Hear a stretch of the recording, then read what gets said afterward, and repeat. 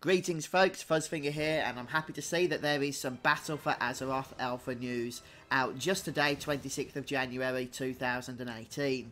So data miners have now uncovered that many files, including maps, mounts, and just all kinds of information really, has begun making its way over to the Blizzard servers.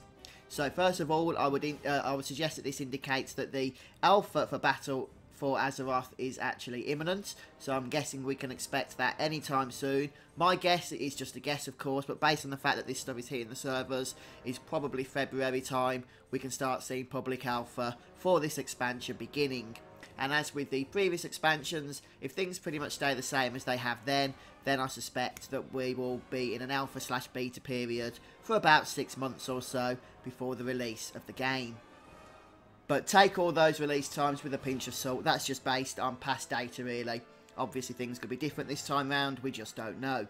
So what kind of files do we have available to us to look at on the Blizzard servers? Well, I've just popped over to the MMOChampion.com website, a great website for World of Warcraft. And I'll post a link to this in the description of this video so you can check this stuff out for yourself.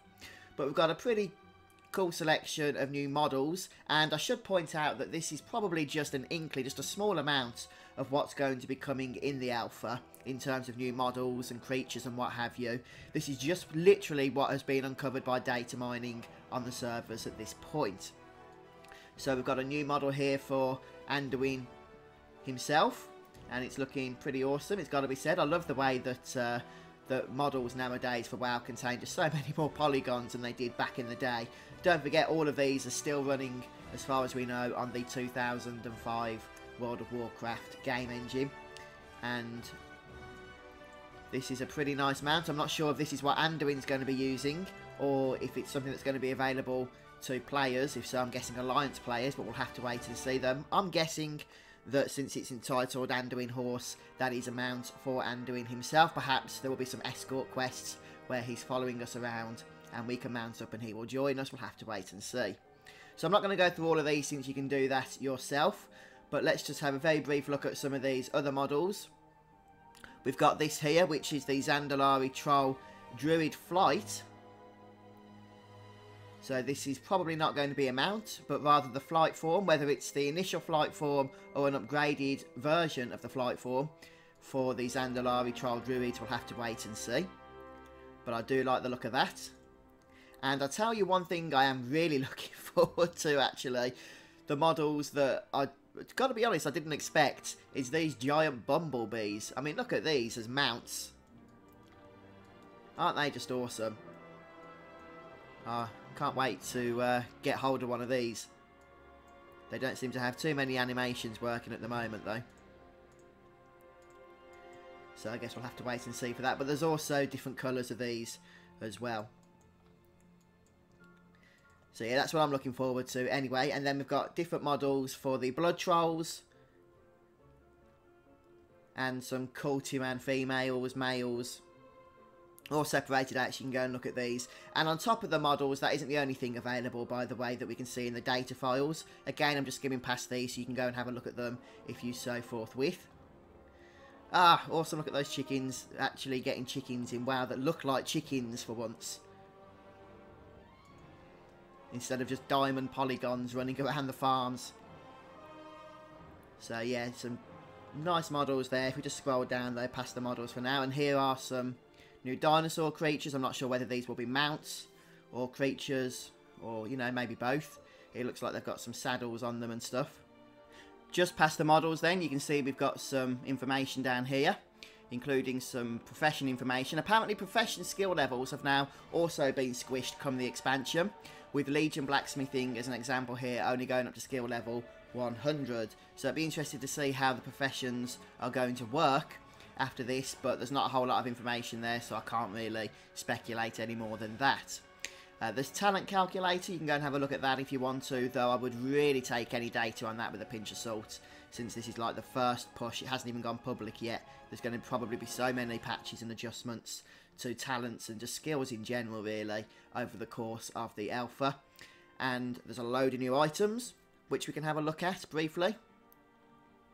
So item levels are going to be squished as well as stats come the expansion, but it seems at the moment that hasn't been the case. In fact, some of those stats are utterly insane, even by Legion standards. So yeah, I'm not expecting those to go live with those particular numbers. But hey, they're putting the items onto the servers, which is a start, I guess. New icons, new maps. A lot of the maps are clearly work in progress still. We've got the new Warfront for Arathi, which was spoken about a little bit at BlizzCon. And we did see some screenshots of that as well, so I'm looking forward to trying this out. It would be nice if they update the actual Arathi Highlands as well itself, since it's starting to look a little bit ancient now in-game. Though we only know they're doing the Warfront, so it might not actually affect the main world yet, we're not sure. And a couple of other maps as well. Atal Dazar, I'm not sure what this is actually, whether it's a dungeon. Looks like one, doesn't it? Yeah, it's got an instance portal as opposed to an open world event. And there's another floor or room to that particular dungeon. And we've got some other completed maps here as well. But obviously, as the alpha and beta progresses, then we're going to see more of these updated as we go. This is pretty much standard, by the way. Whenever an alpha for World of Warcraft expansion goes live, we get these work in progress maps before the actual, you know, normal maps come into play. And another great fan site for WoW is, of course, WoWhead. I'm sure if you play the game, you're visiting this place a lot anyway, but I will leave a link in the description. And they have a post talking about all the achievements that are coming. Well, not all of them, but a selection of the achievements that we know about so far coming for the expansion. And interesting, there's an artifact achievement. So, artifacts, as we know, are retiring before the end of Legion. One thing I would like to know is what's going to happen with ults that progress through the Legion zones after the expansion has released. Will they still pick up an artifact for their journey through those 10 levels, 100 to 110, before retiring at the end? Or will there just be new weapon drops? I will be sad if that's the case, because I do like the artifact quest lines that you undertake on each character. So I would like them to remain, but obviously that's entirely up to Blizzard and what they think is best for the game. So there's not a whole lot of new achievements in yet, but again, they are coming onto the servers now.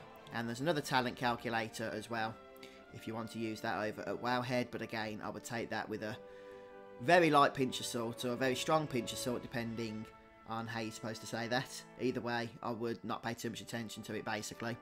Alright then, guys, well, that's pretty much the information I wanted to share with you. Some nice, exciting news there. The alpha is obviously going to be on its way very, very soon. And on the off chance I'm fortunate enough to actually get an invite to the alpha, then I will certainly be sharing the content that's available with you guys, so that we can all go through it together then. But that's it for me for today, guys, so thanks for stopping by. Please don't forget to subscribe to the FuzzfingerGaming YouTube channel, and I'll see you next time.